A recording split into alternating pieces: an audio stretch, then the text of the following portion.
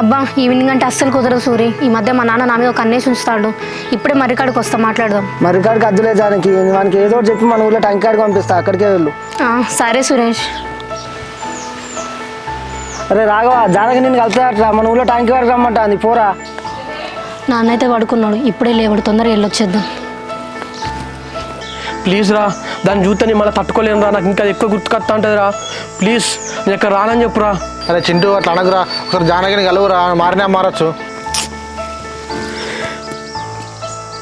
అరే చింటూ, జానకి వాళ్ళ ఇంట్లో ఉన్నా కూడా నువ్వు తాగుతానో అని తెలిసి జానకి నీకోసం వస్తాను రా. నిజంగా రా, జానకి నువ్వు అంటే చాలా ఇష్టం రా.